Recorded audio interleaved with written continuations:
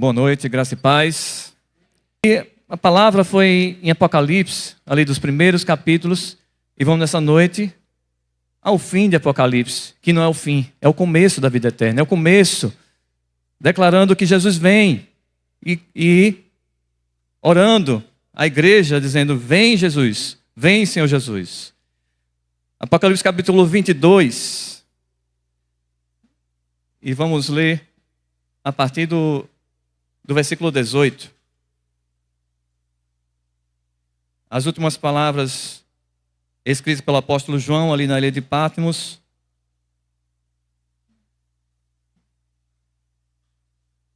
Apocalipse 22, a partir do 18. Diz o seguinte: eu, a todo aquele que ouve as palavras da profecia deste livro, testifico: se alguém lhes fizer qualquer acréscimo, Deus lhe acrescentará os flagelos escritos nesse livro. E se alguém tirar qualquer coisa das palavras do livro desta profecia, Deus tirará a sua parte da árvore da vida, da cidade santa e das coisas que estão escritas nesse livro. Versículo 20. Aquele que dá testemunho dessas coisas diz: certamente venho sem demora. Amém. Vem, Senhor Jesus. A graça do Senhor Jesus esteja com todos. O versículo 20, em algumas versões, ele termina assim: Maranata, vem, Senhor Jesus. Vamos orar. Seu Deus e Pai, te agradecemos pela tua palavra, te agradecemos, Senhor, porque tu planejaste, Senhor, a salvação do teu povo. Tu operaste essa salvação através de Jesus, através da cruz. Ele morreu e ressuscitou por nós quando éramos ainda pecadores. Obrigado, Senhor, que a tua igreja está reunida e está perseverando em oração, em comunhão com a tua igreja, em comunhão com a tua palavra, para que possamos estar uma igreja santa, todos os dias buscando a santificação, até que o Senhor Jesus venha buscar a sua igreja, a sua noiva. E que o teu Santo Espírito esteja falando aos nossos corações nesta noite, que possamos entender a tua mensagem e que possamos estar preparados para a tua volta. Obrigado, Senhor, por tudo. Em nome de Jesus.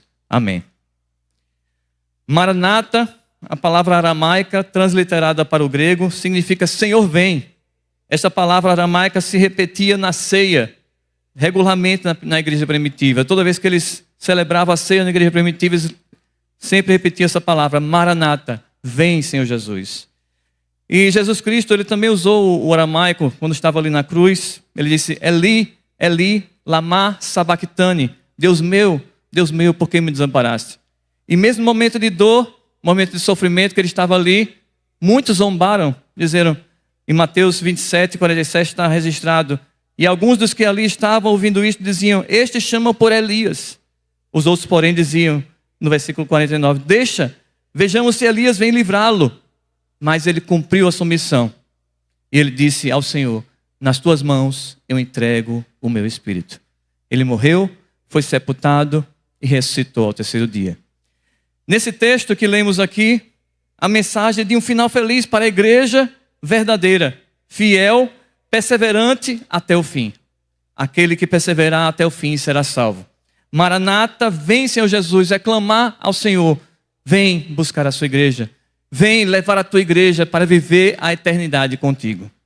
É a mensagem daqueles que esperam, é uma invocação a que o Senhor venha, ou seja, a sua segunda vinda.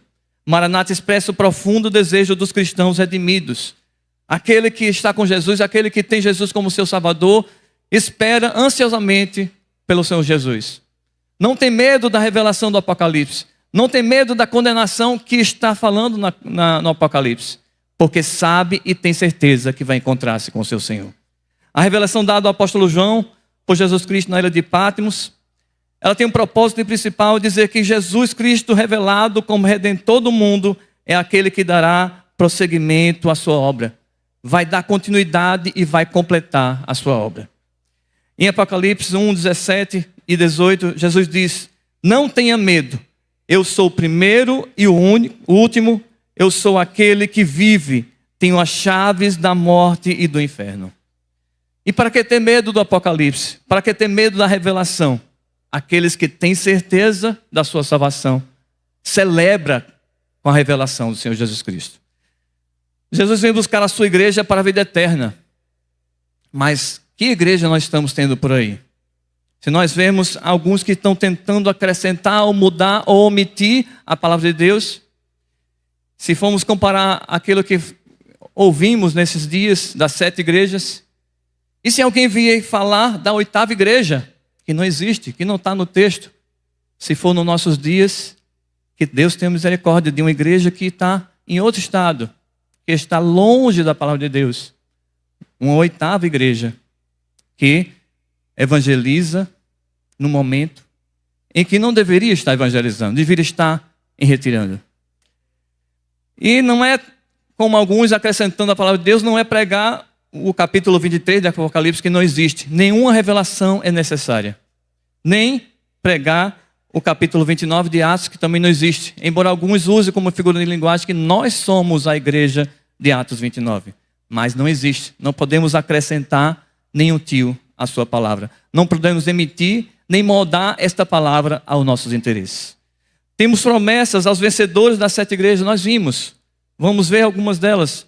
Mas primeiro nós precisamos pensar, qual é a vitória que Jesus tem para nós? A vitória com o Senhor Jesus não é a mesma que a teologia da prosperidade tem pregado.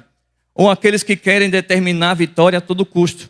Tem até um louvor que diz assim: agora é só vitória, agora é só vitória, agora é só vitória, só vitória.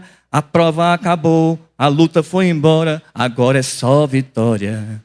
Será que a nossa vida como cristão é só vitória? Será que em nossa vida nós não teremos aflições, medos, tribulações, provações? O próprio Jesus Cristo disse: no mundo tereis aflição, mas tende bom ânimo, eu venci o mundo. Vamos ter aflições, vamos ter problemas, vamos ter dificuldades, mas o Senhor está conosco. Nós temos a quem clamar, nós temos a quem nos ouve. O Senhor nos ouve em todo momento, está olhando para nós. Tem um louvor que é mais apropriado para esses momentos que passamos por provações, que diz o seguinte: passei por provações, quase vi tudo terminar. Tristeza logo veio em meu olhar, me senti sozinho no meu caminhar. Achei que Jesus não me olhava mais, mas mesmo assim nele só pensei, pois para sempre será o meu rei. E assim força eu encontrei. É nele que temos força em momentos de provações. É nele que temos força em momentos de dificuldade. E para alcançar as vitórias em Cristo poderemos ter provações, poderemos ter aflições, mas no fim Cristo será nosso tesouro. No fim nos dará a vida eterna, é o nosso maior tesouro. Passamos por vários problemas de todas as maneiras, de enfermidade, financeiros, mas o Senhor está conosco. Ele já nos deu o maior presente, o maior milagre. Já deu a sua vida na cruz. Já nos prometeu a vida eterna. Esse é o nosso maior tesouro. Esse é o nosso maior tesouro. Mas aos vencedores, a carta de Apocalipse diz que tem algumas vitórias, algumas promessas. Apocalipse 2:7 diz: ao vencedor darei o direito de se alimentar da árvore da vida, que se encontra no paraíso de Deus. Mas o que é que a revelação de Cristo e essas 7 igrejas representam para nossas vidas? Como essas vitórias alcançarão a todos nós? Uma verdade para a igreja que permanece fiel até o fim. Aqueles que permanecem fiel vão alcançar essas promessas que tem na palavra de Deus. E Hebreus capítulo 9, versículo 22 diz que de fato, segundo a lei, quase todas as coisas são purificadas com sangue, e sem derramamento de sangue não há remissão. 1 João 1,7 também diz: o sangue de Jesus, seu Filho, nos limpa de todo o pecado. Mateus 26 e Lucas 22 relata que o suor de Jesus caiu como gotas de sangue sobre um jardim, o jardim do Getsêmani, um momento dele de aflição, um momento em que ele estava orando ao Pai: se tu podes, passa de mim este cálice. Mas ele enfrentou este cálice. Fazer a vontade do Senhor por nós, ainda sendo pecadores. E João 19:41 diz que no lugar onde Jesus foi crucificado havia um jardim, e nesse jardim um túmulo novo. Maria Madalena, ao ver Jesus ressuscitado, achou que ele era um jardineiro. Mas o que significado tem para essa palavra, para essa promessa? Jesus pagou o preço com sangue de morte de cruz para que todo aquele que nele crê tenha acesso ao novo jardim de Deus, o paraíso de Deus, para alimentar-se com a árvore da vida. É uma promessa que tem no Apocalipse. A segunda promessa aos vencedores, Apocalipse 2:11. Ao vencedor de modo nenhum sofrerá o dano da segunda morte. A segunda morte é a condenação eterna. Ao que tem um encontro com Jesus, ele tem a vida eterna. Aquele que tem o Senhor Jesus como Senhor e Salvador, tem a vida eterna. É um final feliz para quem é igreja, vida eterna. Mas para quem ainda não é igreja, a palavra afirma em Apocalipse 20, versículo 11 a 15. Diz que vi um grande trono branco, e aquele que está sentado nele. A terra e o céu fugiram da presença dele, e não se achou lugar para eles. Vi também os mortos, os grandes e os pequenos, que estavam em pé diante do trono. Então foram abertos livros. Ainda outro livro, o livro da vida, foi aberto. E os mortos foram julgados segundo as suas obras, conforme o que estava escrito nos livros. O mar entregou os mortos que neles estavam. A morte e o inferno entregaram os mortos que neles havia. E foram julgados, um por um, segundo as suas obras. Então a morte e o inferno foram lançados no lago do fogo. Esta é a segunda morte, o lago de fogo. E se alguém não foi achado inscrito no livro da vida, esse foi lançado no lago de fogo. Mas para aqueles que estão com Cristo, aqueles que perseveram com Cristo, têm a vida eterna, não passam pela segunda morte.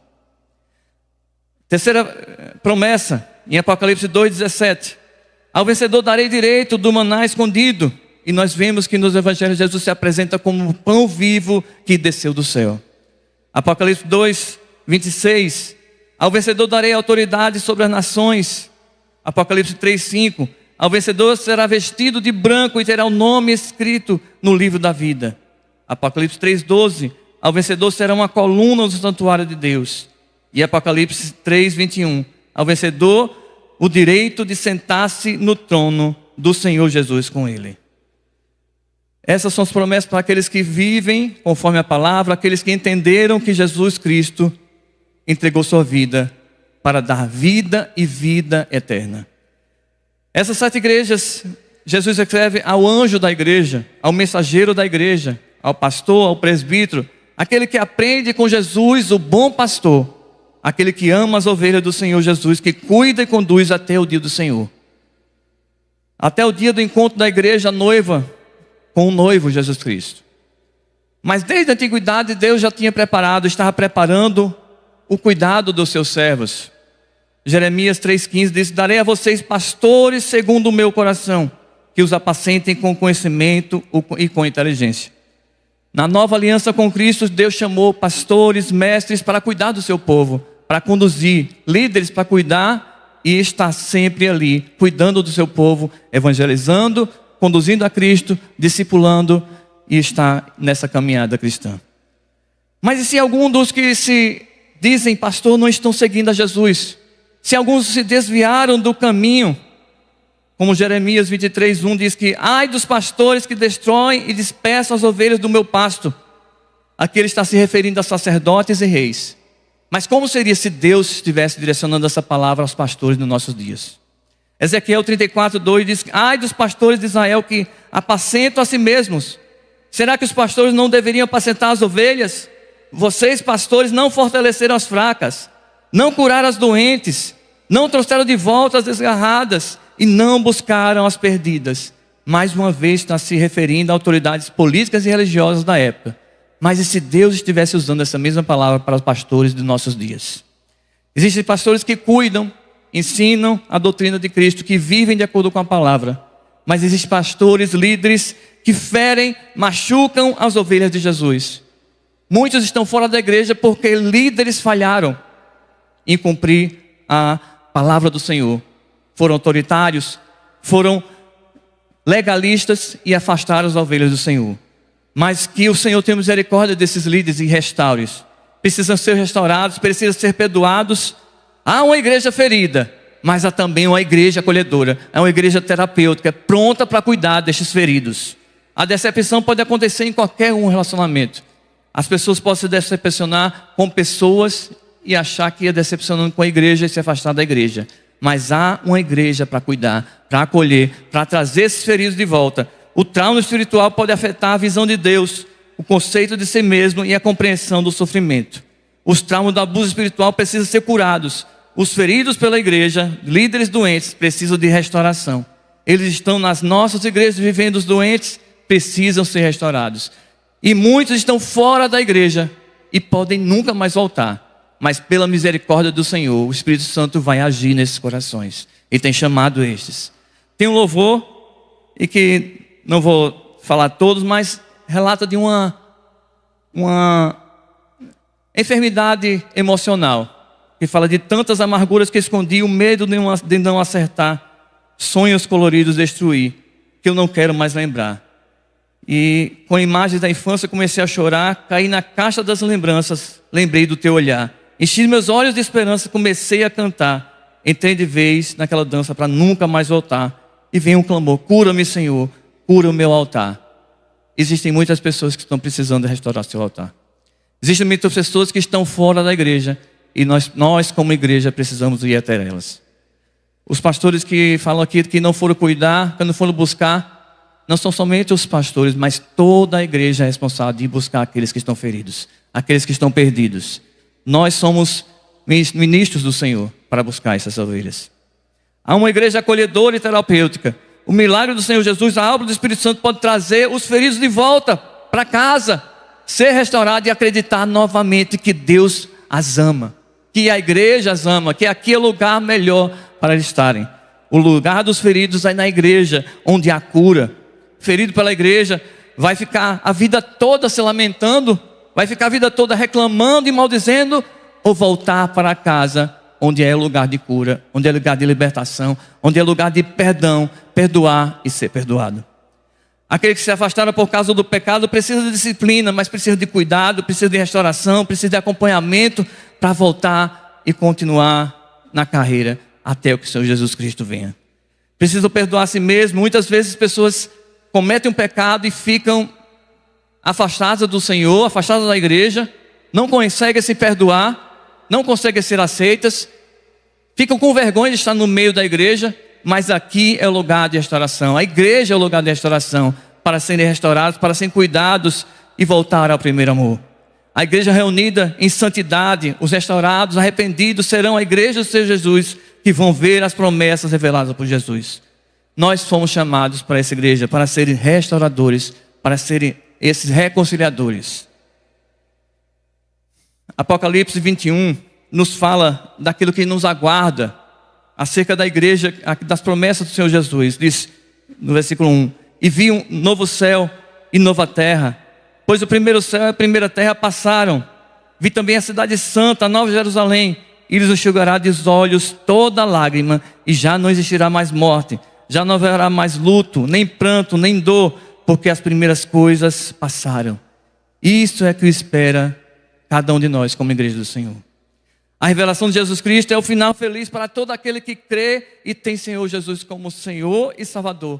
Ama Jesus, permanece fiel a Jesus na sua palavra, busca a santidade e espera a volta de Cristo. Toda a Bíblia aponta para Jesus Cristo e a sua obra salvadora, redentora. Precisamos conhecer essa palavra, precisamos conhecer a vontade de Deus. Precisamos buscar o Senhor, que Ele tem resposta para a nossa vida. Ele tem a regra de fé para a nossa vida. E Billy Graham escreveu, recebi essa semana, o escrito seguinte: a Bíblia é um livro sobre Jesus. No Antigo Testamento, Jesus é previsto. Nos Evangelhos, Jesus é revelado. Em Atos, Jesus é pregado. Nas Epístolas, Jesus é explicado. No Apocalipse, Jesus é esperado. É isso que nós estamos fazendo. Nós estamos vivendo essa mensagem, esperando a volta de Cristo. Será que todos nós estamos preparados para esse dia? Maranata, vem Senhor Jesus. 2 Pedro 3,9 diz que o Senhor não demora em cumprir a sua promessa, como julgam alguns. Ao contrário, Ele é paciente com vocês e não quer que ninguém pereça, mas que todos cheguem ao arrependimento. Então lembre-se do seu irmão, do seu filho, do seu esposo, de alguém que ainda não tem a Jesus. Deus quer estes que se arrependam e estejam conosco. Ore por eles para que a obra do Espírito Santo chegue até eles também sejam salvos, e no dia que o Senhor Jesus vier nas nuvens buscar a sua igreja, estes também estejam. Apocalipse 22:20 diz: certamente venho sem demora. A batalha espiritual acontece ao longo de toda a era da igreja. 7 igrejas experimentarão em breve todas as dimensões do conflito. Os últimos dias de que fala a profecia do Antigo Testamento foram inauguradas pela ressurreição de Cristo. O tempo da espera acabou. Deus está executando a fase final da sua batalha vitoriosa contra o mal. Hoje é a última hora. 1 João 2:18 e 25 diz: filhinhos, esta é a última hora. E como vocês ouviram que o anticristo vem, também agora muitos anticristos têm surgido. Por isso sabemos que é a última hora. E esta é a promessa que Ele mesmo, Jesus Cristo, nos fez: a vida eterna. Esta é a promessa que Ele nos fez. Apocalipse 22:20, na versão do King James, Rei Tiago, diz: certamente venho rapidamente. Na versão NVI em inglês diz: eu estou chegando em breve. No grego, essa palavra rapidamente, rápido, tem o significado de sem qualquer demora ou sem demora desnecessária. É o tempo perfeito de Deus, sem atrasos desnecessários. É um chamado à vigilância e perseverança na fé. Perseverança na fé, esperando até que Ele venha. Não sabemos nem o dia nem a hora, mas Ele certamente vem. Jesus tem um aviso a todos os dias por um longo tempo para estarmos preparados. Jesus usou uma parábola do rico e Lázaro para transmitir uma lição moral, uma visão espiritual, uma lição de ser fiel às Escrituras Sagradas. A parábola ensina que para obter vida eterna, o ser humano precisa viver em plena conformidade com a vontade de Deus. Todos conhecem essa parábola lá em Lucas 16:19. Diz o seguinte: havia um homem rico que se vestia de púrpura e de linho fino e vivia no luxo todos os dias. Diante do seu portão fora deixado um mendigo chamado Lázaro, coberto de chagas. Este ansiava comer o que caía da mesa do rico. Até os cães vinham lamber as suas feridas.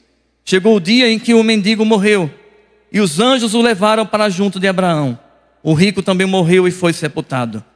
No inferno, ou no Hades, onde estava sendo atormentado, ele olhou para cima e viu Abraão de longe, com Lázaro ao seu lado. Então chamou: pai Abraão, tem misericórdia de mim e manda que Lázaro molhe a ponta do dedo na água e refresque a minha língua, porque estou sofrendo muito neste fogo. Mas Abraão respondeu: filho, lembre-se de que durante a sua vida você recebeu coisas boas, enquanto que Lázaro recebeu coisas más. Agora, porém, ele está sendo consolado aqui e você está em sofrimento. E além disso, entre vocês e nós há um grande abismo, de forma que os que desejam passar do nosso lado para o seu, ou do seu lado para o nosso, não conseguem. Ele respondeu: então eu te suplico, pai, manda Lázaro ir à casa de meu pai, pois tenho 5 irmãos. Deixa que eles os avise, a fim de que eles não venham também para este lugar de tormento. Abraão respondeu: eles têm Moisés e os profetas, que os ouçam. Não, pai Abraão, disse ele, mas se alguém dentre os mortos fosse até eles, eles se arrependeriam. Abraão respondeu: se não ouvem a Moisés e aos profetas, tampouco se deixarão convencer, ainda que ressuscite alguém dentre os mortos. Todos os dias a palavra do Senhor está sendo pregada.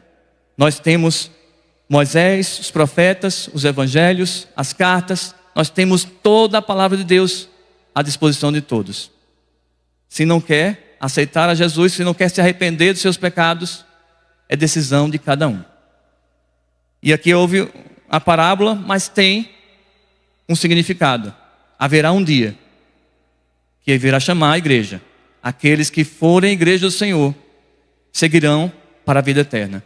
Aqueles que não forem vão para o tormento eterno. E como a própria Bíblia diz, é choro e ranger de dentes. E nós queremos, como igreja do Senhor, que todos venham, que todos cheguem a alcançar, a conhecer a Jesus. Mateus 24, 40, 46, o próprio Jesus também fala: 2 homens estarão no campo, um será levado e outro deixado. 2 mulheres estarão trabalhando no moinho, uma será levada e a outra deixada. Portanto, vigiem, porque vocês não sabem em que dia virá o seu Senhor.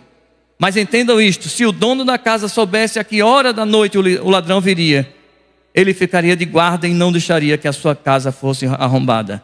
Assim vocês também precisam estar preparados, porque o Filho do Homem virá numa hora em que vocês menos esperam.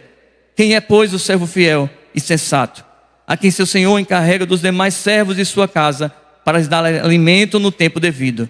Feliz o servo que seu Senhor encontrar, fazendo assim quando voltar. Jesus Cristo tem avisado, a palavra tem avisado, haverá um dia que não haverá mais tempo. As cartas às 7 igrejas são para nossos dias.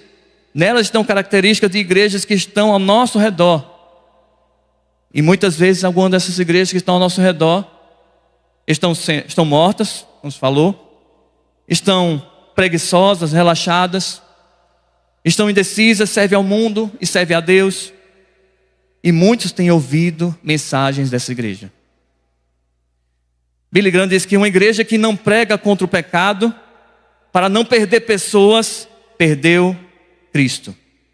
Uma igreja que não prega contra o pecado, para não perder pessoas, perdeu Cristo. Uma igreja muito grande nos Estados Unidos diz que não vamos pregar pecado, arrependimento aos domingos. Isso afasta as pessoas. Se o evangelho que uma igreja prega não confronta o pecado, ele não é mais o evangelho de Cristo, mas uma mensagem diluída para agradar aos homens.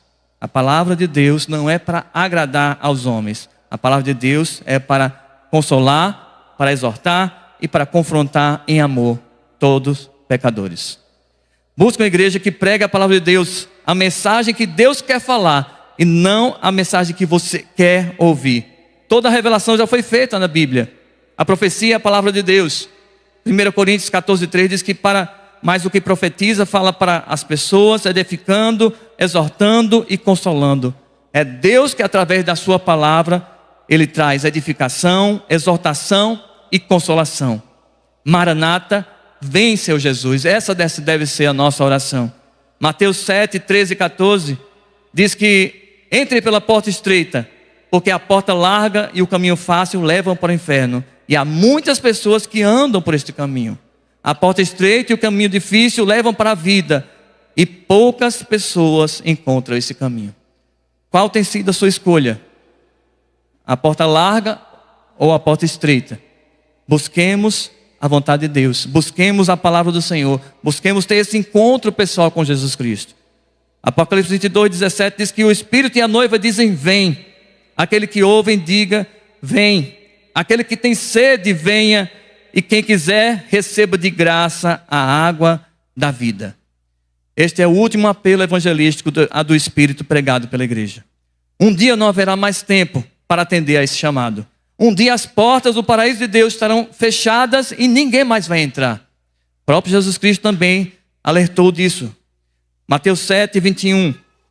Nem todo que me diz Senhor, Senhor, entrará no reino dos céus, mas aquele que faz a vontade de meu Pai que está nos céus.